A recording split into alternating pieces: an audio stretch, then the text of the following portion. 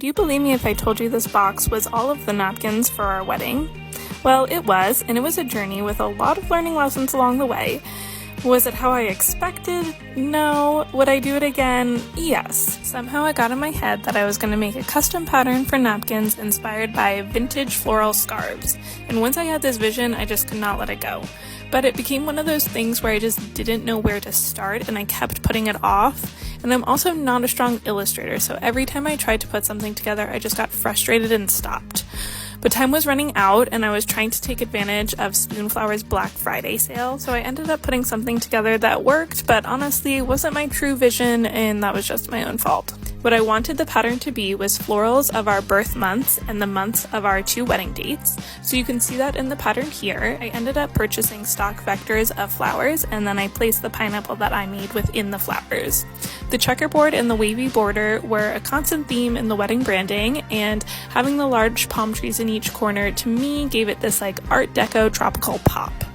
I ended up adding all my cut lines and sew lines around the pattern so that when I put it together it would repeat and I could easily just cut out my 20-inch squares, which makes sense, right? Well, it wasn't that easy. I went through Spoonflower's website and I looked at all the fabric to see which one was going to be the best for a napkin, and I decided to go with the lightweight cotton twill. Well, I should have known better and to do a sample first because the fabric ended up being way too stiff and heavy. But also, it ended up being crooked. The whole pattern printed on an angle, so my squares that I prepared for myself were now these weird rhombuses. So I reached out to Spoonflower and they were very nice and refunded me with store credit to purchase on a different type of fabric.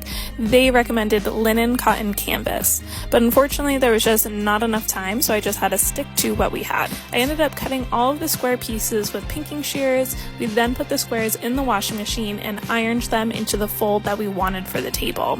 We packed them in the suitcases as they were folded and they held up, which was nice. And after the whole texture and slanted pattern dilemma, I just decided not to hem the edges and just let them be slightly frayed from the pinking shears and the washing. And it worked. It wasn't the worst. So it did come together nicely and I do like how it looked, but maybe for our 12th anniversary when the present is silk, I will rework my dream and create the pattern that I was always dreaming of. I did take all 52 napkins home with us and I plan on turning them into a quilt, but for now I am just displaying some of the pieces in a frame as artwork, but stay tuned because I've also never made a quilt before and I will definitely be mixing a lot of instructions with my own made up instructions.